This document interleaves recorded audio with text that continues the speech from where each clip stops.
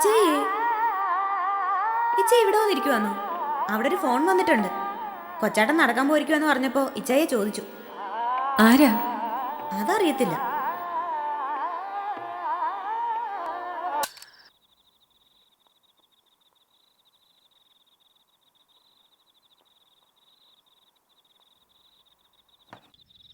Hello. Hello Devi, George here. ആ, ഇച്ചാനിത് എവിടുന്നാ? ഓഫീസിൽ നിന്ന്. വിശ്വത്തിന്റെ മൊബൈൽ ഓഫാണെന്ന് തോന്നുന്നു. I have been trying his number for some time. Devi അയാളോട് പറഞ്ഞാൽ മതി, ഞാൻ നാളെ രാവിലെ അവിടെ എത്തും. പറയാം. And how are you? I am fine, just fine. Okay, see you there.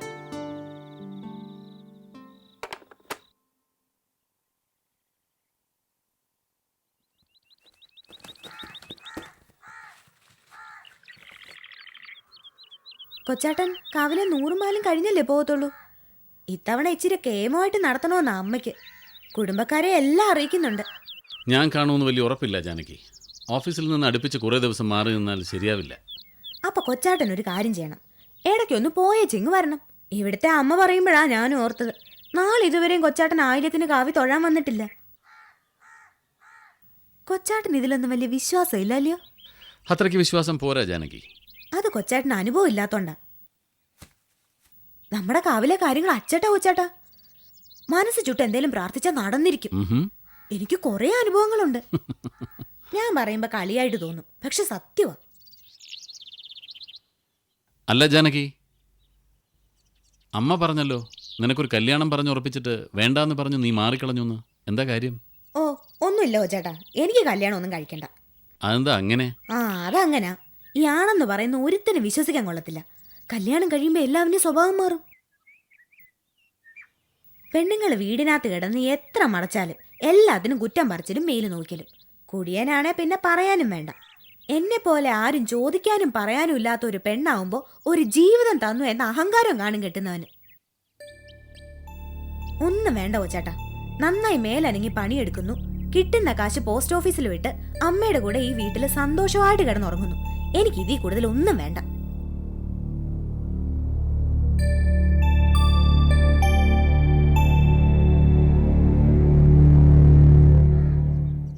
നമ്മൾ എന്തൊക്കെ കരുതലെടുത്താലും കഷ്ടപ്പെട്ടാലും ഇനിയുള്ള കാലം നെൽകൃഷി ലാഭത്തിൽ കൊണ്ടുപോകാൻ പ്രയാസമായിരിക്കും കുഞ്ഞെ. ഒടുക്കമായപ്പോൾ ദിവാരം കൊച്ചാട്ടനും പറയുമായിരുന്നു, വല്ല പേഴ്ചക്കാരനും വന്നൊരു വില പറഞ്ഞാൽ നിലം അങ്ങ് എഴുതി കൊടുത്തേക്കാമെന്ന്. ദേവകിച്ചയും ഇപ്പോൾ ആ വഴിക്കാ ചിന്തിക്കുന്നേ. കുഞ്ഞിനോട് വല്ലതും പറഞ്ഞായിരുന്നോ? പറഞ്ഞു. കുറച്ച് നിലം നിർത്തിക്കൊണ്ട് ബാക്കി വസ്തു മുഴുവനും കൊടുത്താലോ എന്ന് ചോദിച്ചു. കൃഷി ചെയ്ത് കൈനഷ്ടം വരുന്നതിലും ഭേദം അത് തന്നെ കുഞ്ഞെ.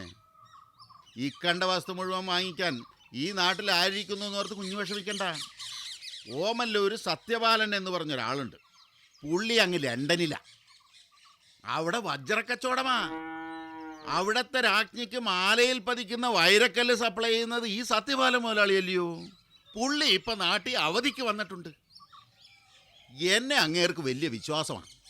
ഞാൻ പോയൊരു വാക്ക് പറഞ്ഞാൽ കിട്ടാവുന്നതിൽ ഏറ്റവും നല്ലൊരു വില തന്ന് പുള്ളി ഭൂമി വാങ്ങിച്ചോളും. ഞാൻ പോയിന്ന് സംസാരിക്കട്ടോ?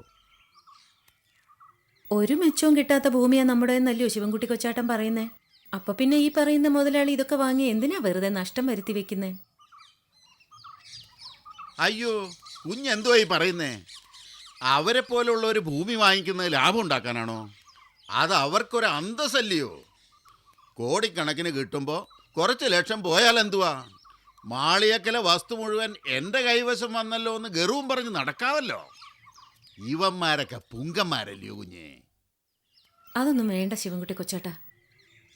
ഞാൻ അമ്മയോടും പറഞ്ഞു, ഇനി മുതൽ കൃഷികാര്യങ്ങൾ ഞാൻ നേരിട്ട് നോക്കിക്കോളാം.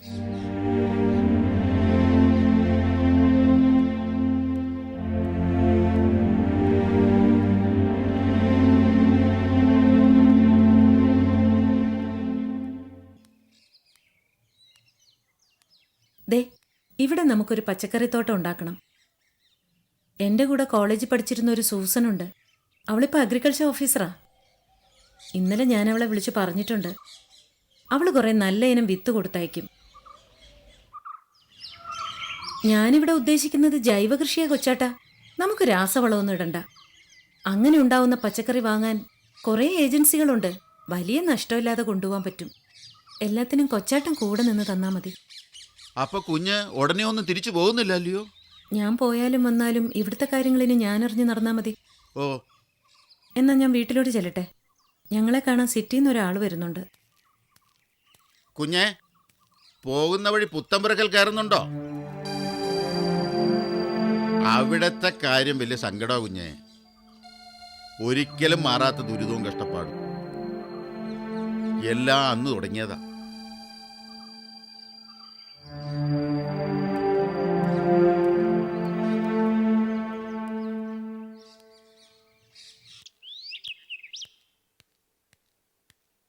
ആ, ഹലോ ദേവി. ഇച്ചായൻ വന്നിട്ട് കുറേ നേരമായോ? Just 15 minutes. ദേവി എവിടെ പോയിരുന്നു?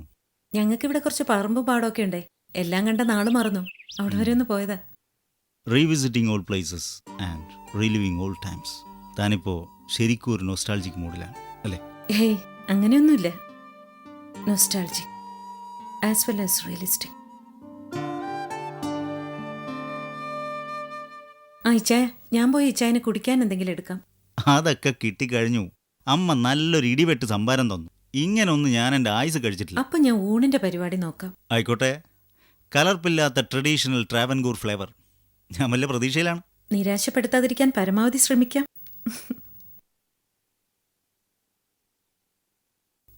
അത്ഭുതം. Look so compost. ഒരുതരം പേടിപ്പിക്കുന്ന ശാന്തത. അതാണ് ദേവിക്ക്. എനിക്കതിൽ അത്ഭുതം തോന്നുന്നില്ല. എല്ലാം അവസാനിച്ച് കിട്ടുന്നതിൻ്റെ റിലീഫാണ് അവൾക്ക്. ലുക്ക് ജോർജ്, എനിക്ക് ഈ നാടകം ഇനി തുടരാൻ താല്പര്യമില്ല. അമ്മയെ പറഞ്ഞ് കൺവിൻസ് ചെയ്യേണ്ടത് അവളുടെ ബാധ്യതയാണ്, നോട്ട് മൈൻ. നാളെ താൻ പോകുമ്പോൾ ഞാനും ഉണ്ടാവും കൂടെ. ഡോണ്ട് റഷ് ഇറ്റ് വിശ്വം. എനിക്ക് ദേവിയോട് ഒന്നുകൂടെ സംസാരിക്കണം. As a friend, also as A lawyer. കോടതിയിൽ ബോധിപ്പിക്കാൻ ഒരു ഫോൾസ് ഗ്രൗണ്ട് ഉണ്ടാക്കണ്ടെന്ന് എന്നോട് പറഞ്ഞ ദേവിയോട് നിങ്ങൾ തമ്മിൽ അകലാനിടയായ യഥാർത്ഥ കാരണം എന്താണെന്ന് ഞാൻ ചോദിക്കും. I think she will answer me. No, because you are asking the wrong question. അകലാനുണ്ടായ കാരണം അടുത്തിട്ട് വേണ്ടേ അകലാൻ? എനിക്കറിയാം, ഒരു നല്ല ഭാര്യയാവാൻ ദേവി പരമാവധി ശ്രമിച്ചിരുന്നു. ഒരു കൺവെൻഷണൽ കോപ്പി ബുക്ക് സ്റ്റൈലിൽ, വളരെ യാന്ത്രികമായി. She's A genuine person. അതുകൊണ്ട് തന്നെ അധികം അഭിനയിച്ച് ഫലിപ്പിക്കാൻ അവൾക്ക് കഴിഞ്ഞില്ല. സോ പിരിയണമെന്ന് അവൾ പറഞ്ഞപ്പോൾ എനിക്ക് അത്ഭുതമൊന്നും തോന്നിയില്ല. വിശ്വം, എനിക്ക് തന്നോട് ഒരു കാര്യത്തിൽ ബഹുമാനം തോന്നുന്നു. ഒരു സാധാരണ പുരുഷനെ പോലെ താൻ ദേവിയെ കുറ്റപ്പെടുത്തുന്നില്ല, പരാതി നിരത്തുന്നില്ല. ഇല്ല, പക്ഷെ എന്നോട് കാണിക്കുന്ന അനീതിയിൽ എനിക്ക് വിഷമമുണ്ട്, ദേഷ്യമുണ്ട്. അവളോട് നാളിന്ന് വരെ ഞാൻ ഒരു തെറ്റും ചെയ്തിട്ടില്ല, വഴക്കിട്ടിട്ടില്ല, വേദനിപ്പിച്ചിട്ടില്ല. എന്തെങ്കിലും ഒരു ആഗ്രഹം ഉള്ളിലുണ്ടെന്നറിഞ്ഞാൽ അത് അപ്പോൾ തന്നെ സാധിച്ചു കൊടുത്തിട്ടുണ്ട്. But at the end of the day I feel being taken for a ride. It doesn't sound good Vishwam. ചെറിയ ത്യാഗങ്ങൾ, ചെറിയ നന്മകൾ, ഇതൊക്കെ എണ്ണിപ്പറഞ്ഞ് താൻ സ്വയം വെറുതെ ചെറുതാവണ്ട. ഞാൻ ദേവിയോട് സംസാരിക്കട്ടെ. One last attempt.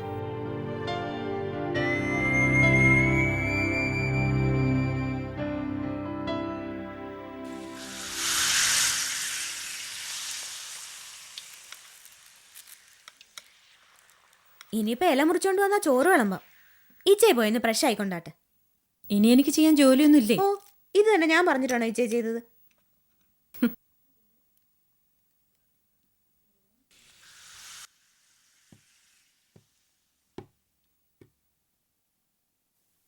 ഊണ് കാലായോ മോളെ? ആ, ജാനകി എല്ലായിടത്തും മേശയിൽ വെക്കുമ്പോഴേക്കും ഞാനൊന്ന് മേലെഴുതിയിട്ട് വരാം. വന്നിരിക്കുന്ന ആള് വക്കീലല്ലയോ? ആന്നോ? നിങ്ങളുമായിട്ട് നല്ല അടുപ്പമുള്ള ആളാന്നോ? ചുമ്മാ വന്നേ ഉള്ളോ അതോ വിശേഷിച്ച് എന്തെങ്കിലും കാര്യം ഉണ്ടായിട്ട് വന്നതാണോ? എന്താ അമ്മ അങ്ങനെ ചോദിക്കുന്നേ? ഒന്നുമില്ല, വയസ്സായില്ലേ, വെറുതെ ഓരോരോ തോന്നൽ. എന്ത് തോന്നല്? ഏയ്, അമ്മയുടെ മനസ്സിൽ എന്തേലും ഉണ്ടെങ്കിൽ പറഞ്ഞാട്ടെ. വെറുതെ ഉള്ളിലിട്ടുകൊണ്ട് നടന്ന് വിമ്മിട്ടപ്പെടണ്ട. മോളെ, ചോദിക്കുന്നത് കൊണ്ടൊന്നും വിചാരിക്കരുത്. നീയും വിശ്വവും തമ്മിൽ എന്തെങ്കിലും പ്രശ്നമുണ്ടോ? എന്താ അമ്മയ്ക്ക് അങ്ങനെ തോന്നാൻ? അല്ല, നിങ്ങൾ തമ്മിൽ അധികം മിണ്ടി പെരുമാറുന്നില്ല. രണ്ടുപേരും ഒരുമിച്ചൊന്ന് വെളി പോകുന്നുകൂടിയില്ല. നടക്കാൻ പോകുന്നത് പോലും തനിയെ. ഇതൊക്കെ പുതിയ രീതികളാണെങ്കിൽ അമ്മ ഒന്നും ചോദിച്ചിട്ടില്ല. അല്ലെങ്കിൽ മോൾ അമ്മയോട് തുറന്നു പറയണം, നിങ്ങൾ തമ്മിൽ എന്തെങ്കിലും അഭിപ്രായ വ്യത്യാസം ഉണ്ടോന്ന്. ഇല്ല അമ്മേ, അങ്ങനെയൊന്നുമില്ല. ഞങ്ങൾ തമ്മിൽ എന്തെങ്കിലും പ്രശ്നം ഉണ്ടെങ്കിൽ തന്നെ അതൊക്കെ പറഞ്ഞു തീർക്കാവുന്നതേ ഉള്ളൂ. അതങ്ങനെ തീർന്നോളും. അമ്മ വെറുതെ ഓരോന്ന് ആലോചിച്ച് വിഷമിക്കണ്ട.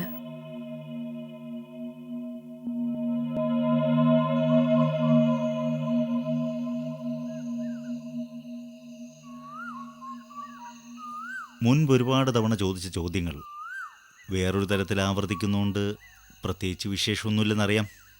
ബട്ട് ഒരു അഡ്വക്കേറ്റിൻ്റെ ഔദ്യോഗിക വേഷം അഴിച്ചുവെച്ച് തികച്ചൊരു സുഹൃത്തായി ഞാൻ ചോദിച്ചോട്ടെ ദേവി, എല്ലാവരെയും മുറിപ്പെടുത്തുന്ന ഈ തീരുമാനത്തിൽ നിന്നും പിന്മാറിക്കൂടെ? പുറമേക്ക് എന്ത് വാശി കാട്ടിയാലും ഈ കാര്യത്തിൽ ദേവിക്കൊരു വീണ്ടു വിചാരമുണ്ടായെങ്കിലെന്ന് ഉള്ളിൽ ഒരുപാട് ആഗ്രഹിക്കുന്നുണ്ട് വിശ്വം. എനിക്കതറിയാം. Please Devi, please try and set things right. എനിക്ക് വേണമെങ്കിൽ ഇച്ചായനോട് യെസ് എന്നൊരു മറുപടി പറയാം. A simple straightforward yes. പക്ഷെ ആ മറുപടി കൊണ്ട് ആർക്കെന്ത് പ്രയോജനം? Does it save a loveless marriage? Loveless marriage? Don't be abstract Devi. വിട്ടുവീഴ്ചകളിലും ഒത്തുതീർപ്പുകളിലുമാണ് എല്ലാ വിവാഹങ്ങളും നിലനിൽക്കുന്നത്, അല്ലാതെ ദിവസവും സ്നേഹമാണെന്ന് നോക്കിയിട്ടല്ല. എന്നെയൊക്കെ എൻ്റെ ഭാര്യ എങ്ങനെ സഹിക്കുന്നു ഞാൻ അത്ഭുതപ്പെടാറുണ്ട്. വീട്ടുകാര്യങ്ങൾ നോക്കാതെ, മക്കളുടെ പഠിപ്പിൽ ശ്രദ്ധിക്കാതെ, അവളെ ഒരു ഔട്ടിങ്ങിന് പോലും കൊണ്ടുപോകാതെ, കോടതിയും കേസും ഒഴിഞ്ഞ് സമയമുണ്ടെങ്കിൽ വെള്ളം അടിച്ച് പരമാവധി ബോറായി. But she still puts up with me. Yes, ശരിയാണ്. പക്ഷെ ഇച്ചായൻ ഒരു കാര്യം മറന്നു. ലോ കോളേജിലെ ഫയർ ബ്രാൻഡ് സ്റ്റുഡന്റ് ലീഡർ കുളവീടനോട് 17ാമത്തെ വയസ്സിൽ തോന്നിയ ആരാധനയുണ്ടല്ലോ, അത് റോസ്മ ചേച്ചിക്ക് ഇപ്പോഴും ഉണ്ട്. ഇച്ചായൻ കുടുംബത്തോട് കാട്ടുന്ന ഇൻഡിഫറൻസിനെ, ഇച്ചായന്റെ തിരക്കുകളെ, മദ്യപാനത്തെ എല്ലാം ഗ്ലോറിഫൈ ചെയ്യുന്ന ഒരുതരം ബ്ലൈൻഡ് അഡ്മിറേഷൻ. സ്നേഹത്തിന് ഇതുപോലെ ഒരുപാട് മണ്ടത്തരങ്ങൾ പറ്റാറുണ്ട് ഇച്ചായ. എനിക്കറിയാം, ഇങ്ങനെയൊന്നും അല്ലാതെ, ഒരു സ്നേഹവും ഇല്ലാതെ, എല്ലാ ഫ്രസ്ട്രേഷനും മനസ്സിലൊതുക്കി സമൂഹത്തെ ഭയന്ന് ജീവിക്കുന്ന ഒരുപാട് ഭാര്യ ഭർത്താക്കന്മാരുണ്ട് ഇവിടെ. അവരിൽ ഒരാളാവാൻ വയ്യ എന്ന് തുറന്നു പറയുന്നത് അത്ര വലിയ തെറ്റാണോ? Am I being shamelessly abstract? ദേവി പറയുന്നത് മുഴുവൻ ഒരു വാദത്തിന് വേണ്ടി ഞാൻ സമ്മതിക്കാം. പക്ഷേ വിശ്വത്തിൻ്റെ മനസ്സും ദേവി കാണണം. അയാൾ സ്നേഹത്തിൻ്റെ കണക്ക് പറയാൻ തുടങ്ങിയ ദേവിക്ക് പിന്നെ മറുപടി ഉണ്ടാവില്ല. He has been so nice to you. Yes, അതുകൊണ്ടാണ് ഞാൻ വിശ്വേട്ടനെ ഫ്രീ ആക്കുന്നത്. എൻ്റെ വേഷം ഭംഗിയാക്കാൻ ഞാൻ ഒരുപാട് ശ്രമിച്ചു നോക്കി. തോറ്റുപോയി എന്നറിഞ്ഞപ്പോൾ വിട്ടുകൊടുക്കുന്നു. തോൽവി സമ്മതിച്ച് പിൻവാങ്ങുന്നതിലെ നന്മയെങ്കിലും എനിക്ക് തന്നൂടെ ഇച്ചായ? ദേവി, ചോദിക്കുന്നത് തെറ്റാണെങ്കിൽ ക്ഷമിക്കണം. Is there another man in your life? പിരിയാവുന്ന പെണ്ണ് പറയുമ്പോൾ ആണിന് ഊഹിക്കാവുന്ന ഏറ്റവും ലളിതമായ കാരണം another man. But sorry to disappoint you. ഇല്ല, അങ്ങനെ ഒരു പരപുരുഷൻ എൻ്റെ ജീവിതത്തിലില്ല. പക്ഷേ there was someone in my life. ഇത്രയും സ്നേഹം എൻ്റെ ഉള്ളിലുണ്ടോയെന്ന് അത്ഭുതം തോന്നും പോലെ ഞാൻ സ്നേഹിച്ചിരുന്ന ഒരാൾ. എൻ്റെ ഓരോ ശ്വാസത്തിലും അയാളുണ്ടായിരുന്നു. അയാൾ മാത്രം.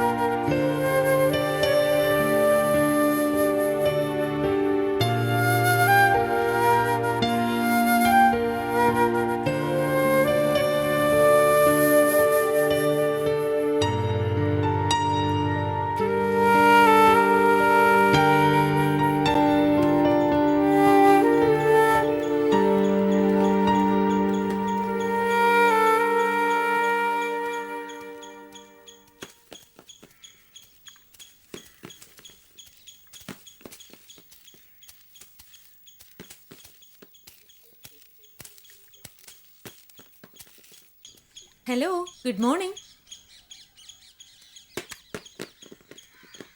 മിണ്ടത്തില്ലയോ?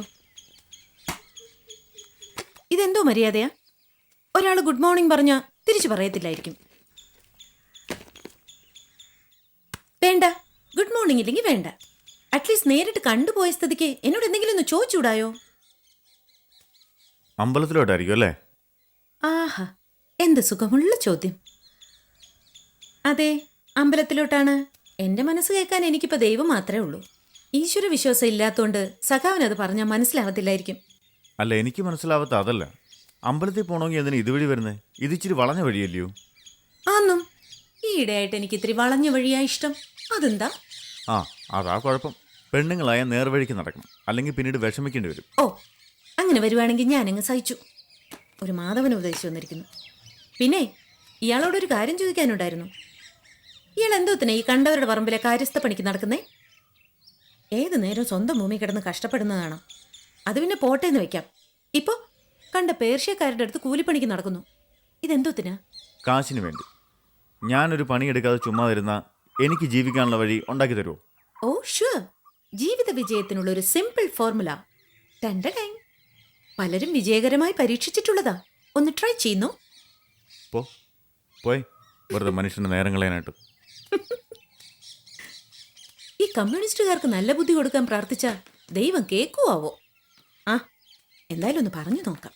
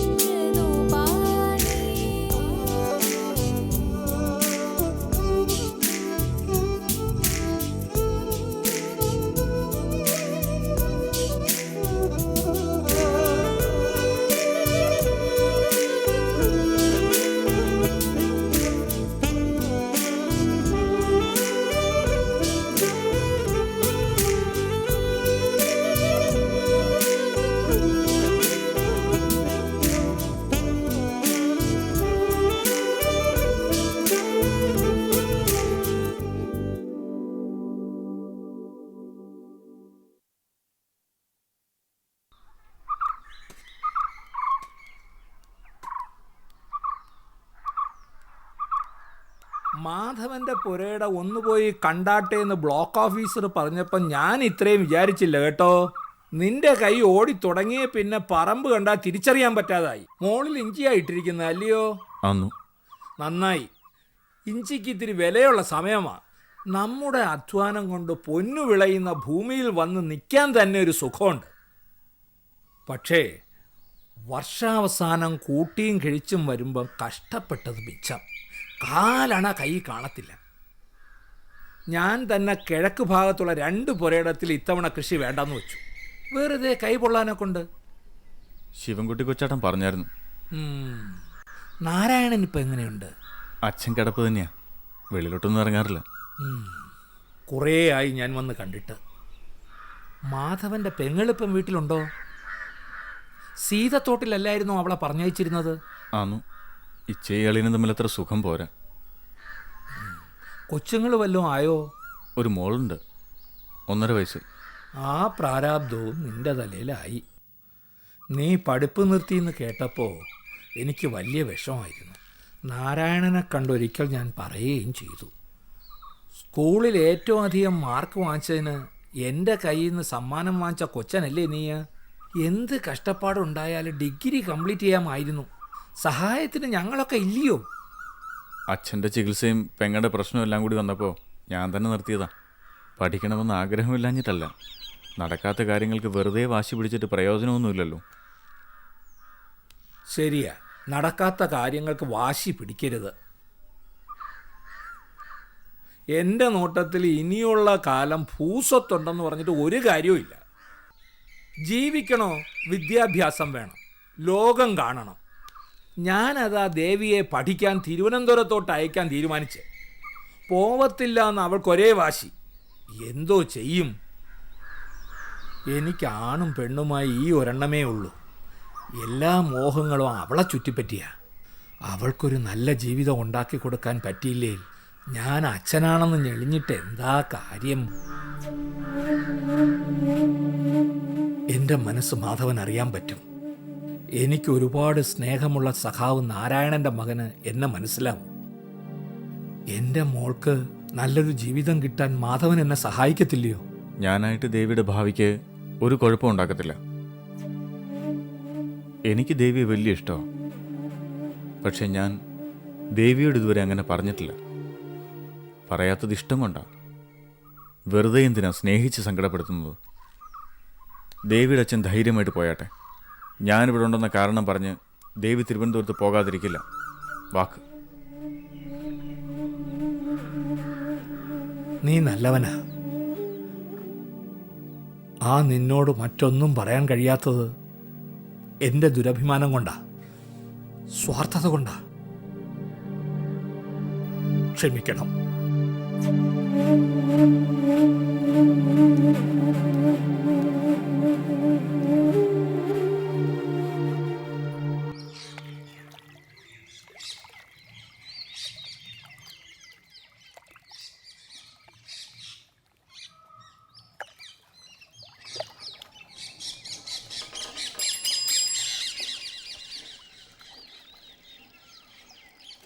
മാധവോ, ഒന്ന് നിന്നടാവേ. വാസു കൊച്ചേട്ടനോ?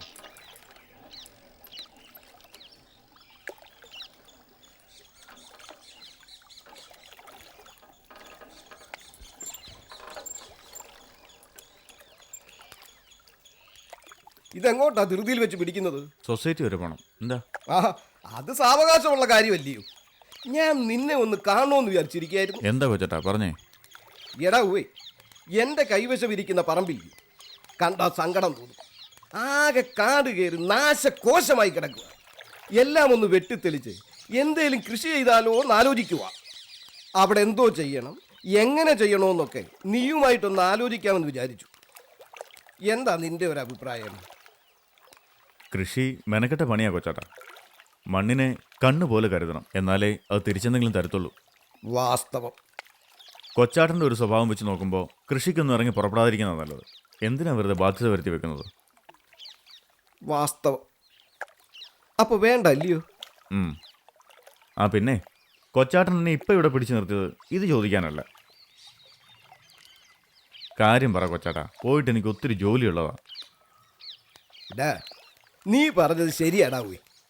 ഞാൻ ചോദിക്കാൻ വന്നത് ഉണക്ക കൃഷിയുടെ കാര്യമൊന്നുമല്ല.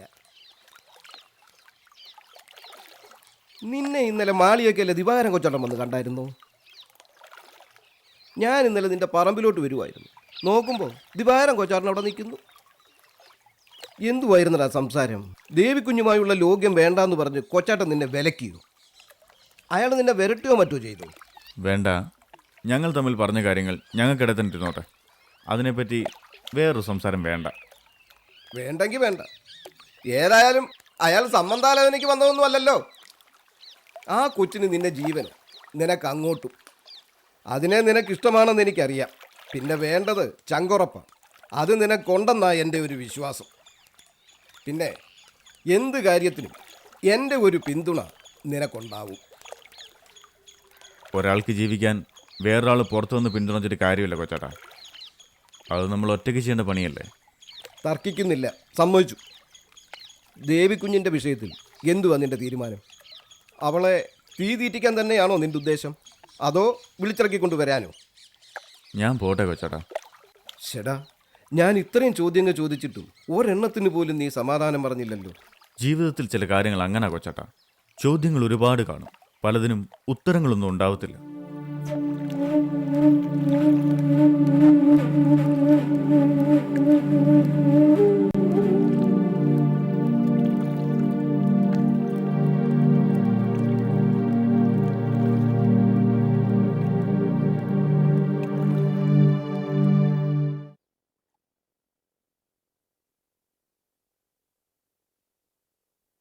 അമ്മേ, ഞാൻ കാവി വിളക്ക് വയ്ക്കാൻ പോവാന്നേ.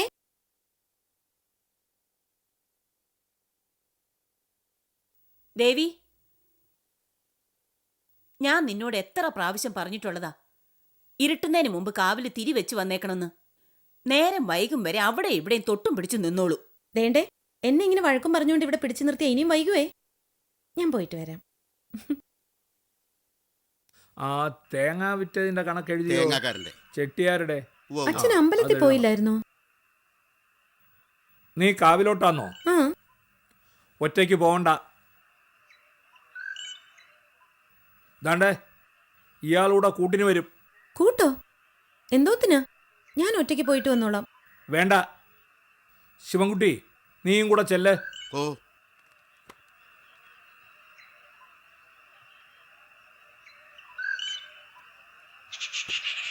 വാ വാ കുഞ്ഞെ, പോവാം.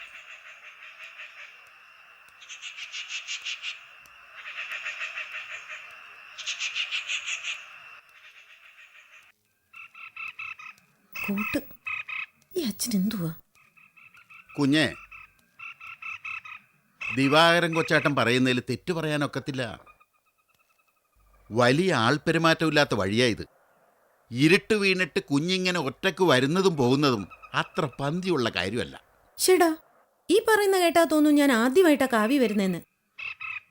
ശിവൻകുട്ടി കൊച്ചേട്ടാ, എനിക്ക് കൂട്ടു വന്നത് മതി. കൊച്ചേട്ടൻ പൊയ്ക്കൊണ്ടാട്ടെ. അയ്യോ കുഞ്ഞെ, ദിവാകരൻ കൊച്ചേട്ടൻ അറിഞ്ഞാല് എന്നെ കൊന്നുകളയും. അറിയണ്ട, ഞാനായിട്ട് പറയാനും പോകുന്നില്ല.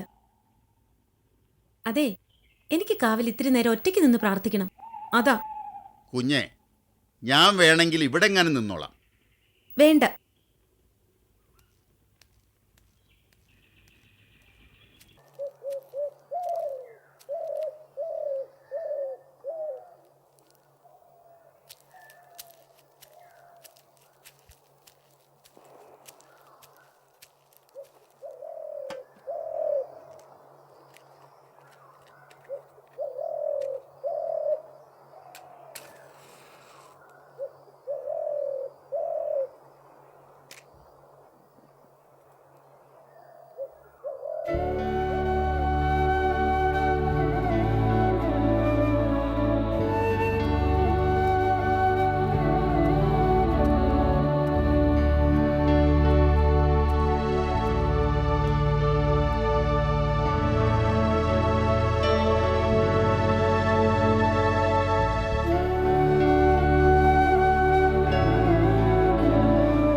കുഞ്ഞെ, വരാറായില്ലയോ? നേരം വൈകി.